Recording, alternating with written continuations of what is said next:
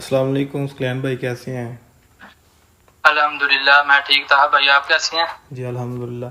अच्छा सुकैन भाई, आपको पता है थोड़ा सा पॉडकास्ट रखा था हमने, इंटरव्यू आपसे जो है ना यूके में जी अप्लाई जी। करने का, ख़ास तौर पर। तो उस सिलसिले में आपसे आज बात करनी है, तो प्लीज़ थोड़ा सा आप ना बच्चों को अच्छे तरीके से गाइड कर दें कि था जी जी सारा जो ठीक। प्रोसेस होता है वो किस तरह जो है ना हम कंप्लीट करें बच्चे, और कहाँ से शुरू करें ख़ास तौर पर। ठीक है जी। सही हो। तो सबसे पहले सबसे आप पहले तो अपना मैं इंट्रोडक्शन ये प्लीज़ करवा बताऊंगा ना दें। कि जी जी, अभी मैं यूके में हूँ। मैं बैचलर डिग्री पे हूँ। तो ये आप देख सकते हैं, अगर ये देखें हाँ। यूके का ड्राइविंग लाइसेंस है। तो मैं बैचलर डिग्री पे हूँ, यहाँ पे 1 साल मुझे हो गया है। तो जितनी भी मुझे इन्फॉर्मेशन है इंशाल्लाह सब सही बताएंगे इनको। हम्म। जो ठीक भी हो आप गया। सवाल करेंगे बता देंगे। चलें। अच्छा स्कैन भाई, सबसे पहले आप अपना एजुकेशनल बैकग्राउंड और थोड़ा सा यूके के अंदर आप अपना यूके के लिहाज से इंट्रोडक्शन करवा दें। अच्छा, तो पाकिस्तान में जो है ना वो मैंने एफएससी प्री मेडिकल की है। तो उसके बाद मैंने ऑस्ट्रेलिया में अप्लाई किया था। उधर वीजा रेशू जरा काम थी, तो रिफ्यूज होने से पहले जो है मैं यूके का अप्लाई किया। हाँ। तो यूके का मेरा अल्हम्दुलिल्लाह वीजा लग गया। तो यहाँ पे मैं मेडिकल को आगे गो थ्रू किया है। यहाँ पे मेरी डिग्री बीएस फार्माकोलॉजी है। ठीक और है। अल्हम्दुलिल्लाह 1 साल हो गया, 2 साल की बाकी रह गई है, 3 साल की होती है। चलिए जी। ओके हो गया। अच्छा, हमारा पहला क्वेश्चन जो है ना वो ये है जी कि एक बच्चा जो है उसने अभी 12th क्लास जो है ना वो क्लियर कर लिया अपनी। ठीक है, अब वो हाँ चाहता है जी कि मतलब वो उसका ख्वाहिश है कि वो यूके में जाए ख़ास तौर पर। ठीक है, तो उसको सही है। कौन से बेसिक स्टेप्स लेने चाहिए, कहाँ से उसे शुरू करना चाहिए? सबसे पहले तो जी वो लैंग्वेज रिक्वायरमेंट आती है कि जिस कंट्री में भी आपने जाना है, यूरोप में जाना है या यूके में या कनाडा में, जिधर भी स्टडी वीजा के लिए जाना है आपने, तो लैंग्वेज सबसे पहले उसके लिए वो डिफरेंट कोर्सेज हैं। लैंग्वेज सर्ट हो गया, आइट्स हो गया, पीटी हो गया, ठीक। जिसको जो सूट करता है वो ये सबसे पहले ये करे। अच्छा। जितनी रिक्वायरमेंट है जिस कंट्री की, उतने उसको ठीक। बैंड या नंबर स्कोर करने होते हैं। तो बाकी प्रोसेस उसके बाद ही होता है। जिस यूनिवर्सिटी में आपको अच्छी है उसके बारे में सर्च करें और उधर अप्लाई कर दें। तो अच्छा, इसमें ये है कि मतलब ये जो आर्ट्स है ये यूनिवर्सिटी की रिक्वायरमेंट होती है या वीज़े की, मतलब ये किसकी रिक्वायरमेंट है ये आर्ट्स? ये दोनों चीजों की रिक्वायरमेंट है ना। ये एम्बेसी भी देखती है और ये यूनिवर्सिटी भी देखती है ना। ठीक है। अब अगर किसी को लैंग्वेज नहीं आती तो वो उसको वीजा कैसे कैसे इशू कर सकते हैं? यूनिवर्सिटी नहीं, वो उसकी एप्लीकेशन ही नहीं एक्सेप्ट करेगी। पहले ठीक। था कि आप अप्लाई कर सकते थे, लेकिन अब ये एसेंशियल कर दिया उन्होंने। ठीक हो गया। तो मिनिमम कितना जो है ना जीपीए बच्चे का होना चाहिए ताकि वो अप्लाई कर सके एटलीस्ट? जीपीए तो ये है कि ये तो जिसने बैचलर पाकिस्तान से किया उसके लिए जीपीए है। नहीं अब सॉरी, मैंने जो एफएससी की है बैंड्स उसमें तो बैंड्स सॉरी, जीपीए या बैंड्स मार्क्स की बैंड्स परसेंटेज है। बैंड्स बैंड्स सॉरी, आर्ट्स के अंदर बैंड दिया टेस्ट है। हाँ, आइट्स जो था वो पहले जो था वो कंप्यूटर बेस्ड था, हम लिखते थे। ये वो अब डिजिटल हो गया। ठीक। तो 6.5 बैंड जो है वो ठीक है। उससे ज्यादा आप जितने ले लें अच्छे हैं, ठीक। उतनी आपको यूनिवर्सिटी की ऑप्शन ज्यादा मिल जाती है। ठीक हो गया। चलें जी, बच्चे ने आर्ट्स भी कर लिया अपना, या कोई और टेस्ट जो है ना इंग्लिश का उसने जो है वो क्लियर कर लिया है, हम लेके चलते हैं उसने 7 बैंड जो है ना वो उसका आ चुका है। ठीक है, उसने जी टेस्ट दिया है। जी जी। अब उसे अप्लाई जो है यूनिवर्सिटी के अंदर करना चाहिए या टेस्ट के दौरान, कब उसे अप्लाई करना चाहिए यूनिवर्सिटी के अंदर? जब उसका आइट्स का रिजल्ट आ गया, हाँ। ठीक है, और उसकी एफएससी पास है या उसने बैचलर किया है, बैचलर की ठीक। डिग्री उसकी पास है, उसके 2.8 3.5 सीजीपीए है, तो वो ठीक। अप्लाई कर सकता है इजीली। ठीक है।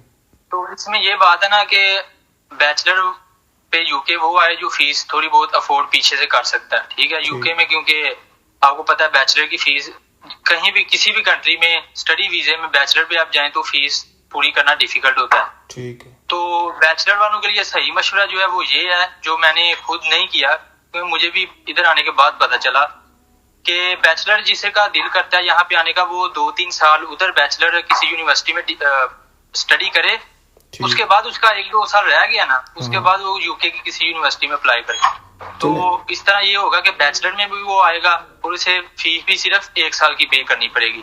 जो हाफ ईयर की वो पीछे से दे आएगा और ठीक। हाफ की वो इधर इजीली दे लेगा, उसके बाद उसको PSW मिल जाएगा 2 साल का, सेम जो सिनेरियो मास्टर वालों के पास होता है। ये तो मतलब बैचलर के लिए हो गया ना एक बात, लेकिन मतलब अगर बच्चे ने इंटरमीडिएट किया और साथ में इसने टेस्ट भी क्लियर कर लिया, अब जो है वो क्या करेगा? यूनिवर्सिटी में उसी वक्त अप्लाई करेगा जब उसका रिजल्ट आएगा? हाँ, क्योंकि इसमें आपने इनटेक को देखना है कि यूनिवर्सिटीज के इनटेक आ रहे हैं, यूनिवर्सिटीज एडमिशंस कर रही हैं, तो उस टाइम पे ये डिफरेंट यूनिवर्सिटी का डिफरेंट होता है। यूके में 3 इनटेक मेजर होते हैं, जनवरी, सितंबर और एक मिड में भी होता है, उसके मुझे आइडिया नहीं है क्योंकि मेरा जो इनटेक था वो सितंबर था। 2 इनटेक होते हैं मेजर, जनवरी और सितंबर, जिसमें भी आपका आज खत्म हुआ है, जो आपको करीब आ रहा है उसमें आप अप्लाई कर दें, जो जल्दी आ रहा है। ठीक हो गया। तो यूनिवर्सिटी को देखते हुए आपने यूनिवर्सिटी को ये देखना है, क्योंकि यहाँ पे अगर तो आपका इरादा स्टडी है ना, तो फिर आप यहाँ पे अपनी फी पूरी करना बहुत हार्ड है। तो अगर आपने यहाँ पर पैसे कमाने आना है और डिग्री भी साथ करनी है, तो आपको इजी डिग्री लें जो सिर्फ असाइनमेंट बेस हो और जिसमें आपकी फी कम हो, ठीक है? तो वो यूनिवर्सिटी आपके लिए बेस्ट रहेगी, खासकर बैचलर के लिए। अच्छा, अब ये सीन होता है ना कुछ कि बच्चा मेडिकल का है कोई, तो वो जो है वो मेडिकल की कौन कौन सी फील्ड्स में मेनली अप्लाई कर सकता है जिसमें वीज़ा रेशो जो है ना वो बहुत ज़्यादा हो? और इसमें आप, जैसे मेरा प्रोग्राम BS फार्माकोलॉजी है, ठीक है, एक D फार्म भी है, उसमें आप अप्लाई कर सकते हैं। उसके बाद डेंटिस्ट जो होता है उसमें आप अप्लाई कर सकते हैं। उसके बाद जो नर्सिंग वगैरह होती है इसकी बहुत डिमांड है, इसकी फीस थोड़ी ज्यादा होती है, लेकिन ये नर्सिंग की बहुत डिमांड है, इधर आप उसमें अप्लाई कर सकते हैं। ठीक हो गया, ये तो मेडिकल की डिग्रीज होगी। अब जी बच्चे ने अपना आर्ट्स भी क्लियर किया है, यूनिवर्सिटी में उसका जो है ना वो एडमिशन भी उसने अप्लाई कर दिया है। अब जब उसका इनटेक होना है, फ़र्ज़ कर लें हम जनवरी का या कोई और इनटेक ले लेते हैं उसका, अब जो है वो फ़ी होती है वो कहाँ पे करेगा, कैसे पे करेगा, और बैंक स्टेटमेंट कितनी चाहिए एटलीस्ट? अच्छा, ये जो देखिए ना, अगर तो कोई बंदा काफी एक्सपर्ट है तो वो खुद अप्लाई करे।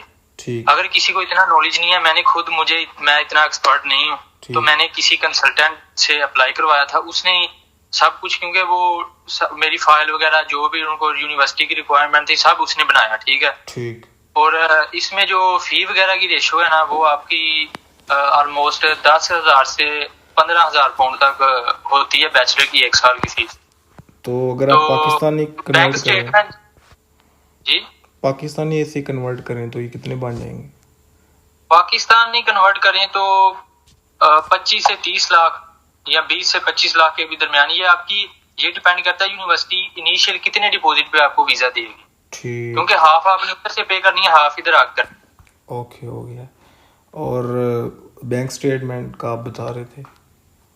बैंक स्टेटमेंट जो है वो उसमें इंक्लूड होती है आपकी 1 साल की फीस, ठीक, और आपका 1 साल का एक्सपेंस, ठीक है। उसको इकट्ठा करके जितनी भी अमाउंट बनती है वो आपकी होती है बैंक स्टेटमेंट। ठीक हो गया। अब जितनी फीस आप उधर से पे करके आते हैं ना, उतने पैसे आप बैंक स्टेटमेंट से निकाल दें, तो पीछे क्या रह जाएगा कि जितनी आपकी आधी फीस रहती है और 1 साल का जितना आपका एक्सपेंस होता है वो आपकी बैंक स्टेटमेंट होगी।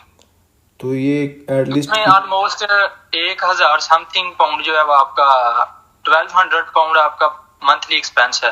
ठीक।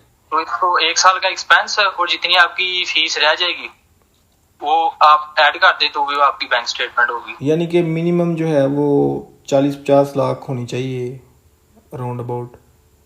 अगर वो आपकी पूरी टोटल फीस पे डिपेंड कर। वैसे स्टेटमेंट जो यूके के लिए है ज्यादातर यूनिवर्सिटीज की वो 70 से 75 लाख के दरमियान होती। ठीक।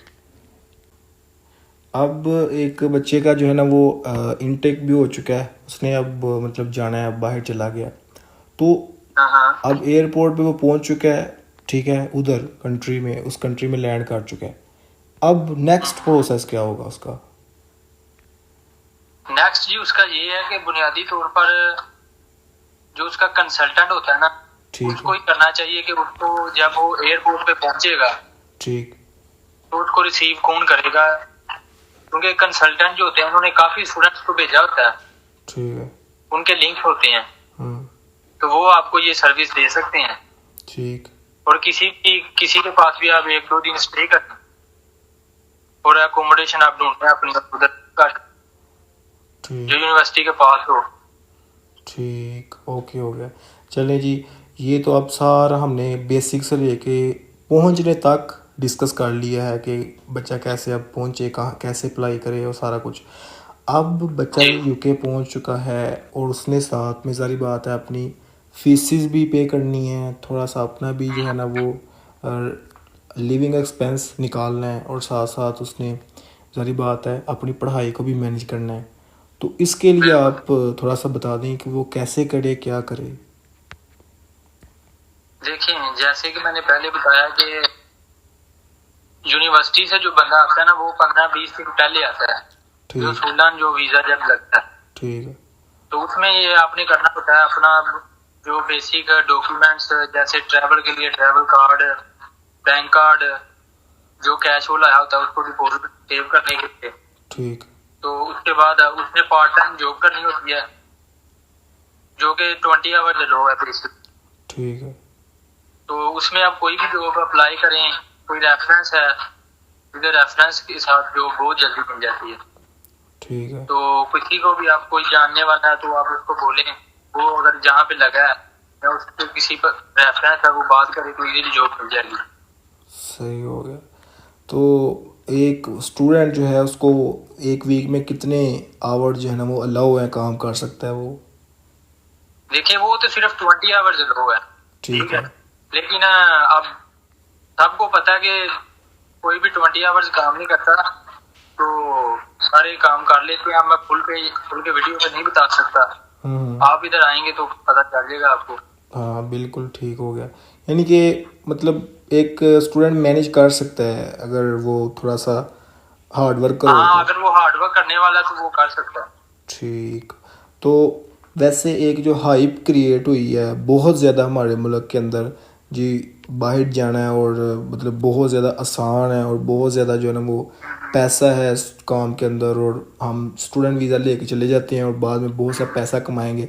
जितना ये सुनने में आसान लगता है, क्या वाकई में इतना आसान है या क्या इसके अंदर नहीं रियलिटी। नहीं, इधर बिल्कुल भी इतना आसान नहीं है, हाँ। क्योंकि आपने काम भी करना है, स्टडी भी करनी है, ठीक आपने हर काम अपना खुद करना है।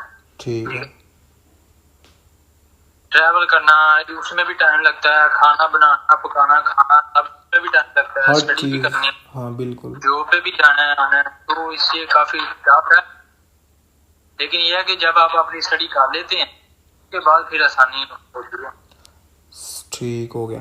अब चंद क्वेश्चन जो रहते हैं हमारे उनमें से एक ये कि एक स्टूडेंट जो है ना अब उसको तकरीबन वो यूनिवर्सिटी भी जा रहा है और 4-5 माह हो चुके हैं उससे, ठीक है। अब हाँ पर डे या पर वीक राउंड अबाउट वो कितने पाउंड्स जो है ना वो बना सकता है उधर बासानी, यानी कि थोड़ी सी अगर मेहनत करे एफर्ट करे तो। देखिए अब अगर मैं अभी फुल टाइम ये यूनिवर्सिटी से हॉलीडेज है, हाँ उसमें बंदा 40 आवर्स काम कर सकता है, ठीक है। वो 40 से ज्यादा भी कर सकते हैं। ठीक है। उसमें आपका ये है कि थोड़ा वो टैक्स जाता है गवर्नमेंट को ना।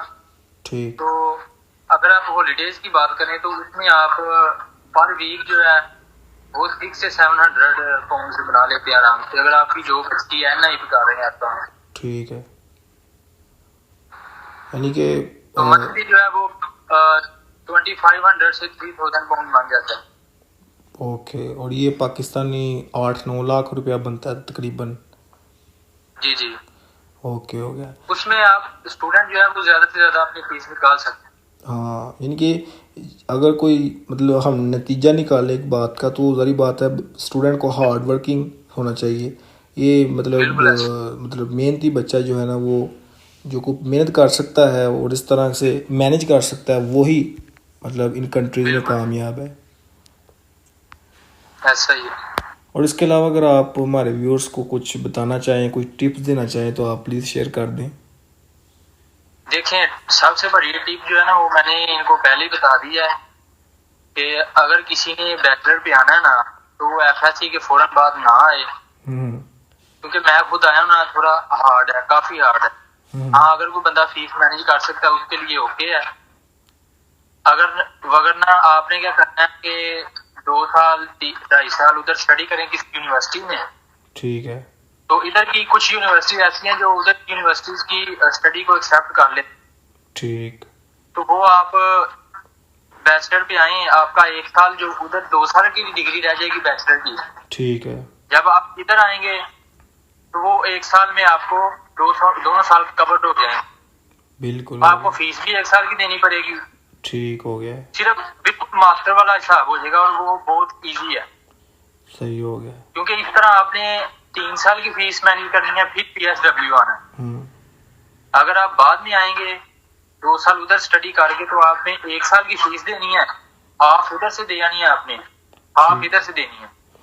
ओके। तो 1 साल बाद आपको वो भी PSW मिल जाना है, जिसमें आपको फुल टाइम वर्क लोग काम करें। ठीक। चलें, इसके अलावा अगर आप कुछ बताना चाहें तो। बाकी ऑलमोस्ट हमने हर इसके अलावा चीज देखें, यूनिवर्सिटी सबसे मेन चीज होती है यूनिवर्सिटी। वो जब आपने चूज करनी है, ठीक आपने उसकी लोकेशन, उसका वीजा रेशो, उसकी फीस देखनी है और वो देखनी है असाइनमेंट बेस्ड हो। ठीक है। क्योंकि वो फिर आपके लिए इजी होगा। अगर पेपर बेस्ड होगा तो आपको यूनिवर्सिटी जाना पड़ेगा लाजमी, ठीक। और वहां पर पेपर पर आपको या कंप्यूटर पे टाइप करके देना पड़ेगा, वो जरा हार्ड होता है। ठीक। ये मेन चीजें जो है वो आपको बता दी। यानी कि प्रॉपर सर्च करके हर चीज को फिर जो है ना वो अप्लाई करवाना चाहिए। सबसे मेन ही आपकी यूनिवर्सिटी है। ठीक हो। जो आपको फीस में तंग ना करे, फीस अगर लेट हो जाए तो वो आपको इतना इरिटेट ना करे, तो वो बेस्ट है। बाकी इधर जो लिविंग एक्सपेंस है वो थोड़ा सा उसके बारे में बता देना अगर आप। लिविंग एक्सपेंस अगर आप शेयरिंग में रहते हैं ना, एक रूम में, तो यहाँ पर आपका मंथली रेंट जो है वो 350 से 400 है पाउंड्स, और आपका ट्रैवलिंग और जो ग्रोसरी का एक्सपेंस है वो आप 300 से 350 कर लें। मेरा तो 350 है, तो इजीली मैनेज हो सकता है अगर आप खुद बनाएं घर पे खाएं। ठीक है जी। अगर आप बाहर से खाएंगे तो वो फिर ज्यादा एक्सपेंस। यानी कि अगर आप हर चीज़ को इसके अंदर डाल लें, ट्रैवल को, ग्रॉसरी वगैरह को और जो रेंट वगैरह है, तो 700-800 जो है ना पाउंड्स पर मंथ लग जाते हैं। जी, वो 700 से 800 आपका monthly. Okay, that's all. Almost हमने हर चीज़ जो है वो डिस्कस कर ली है इसके अंदर। जी। तो अगर कोई और क्वेश्चन है वो कमेंट बॉक्स में बता दें, तो हम इंशाल्लाह बाद वीडियो बना देंगे। ओके स्क्लैन भाई, बहुत शुक्रिया आपका भी। तो कोई मसला नहीं, ओके आपका भी शुक्रिया। ओके, अल्लाह हाफिज़।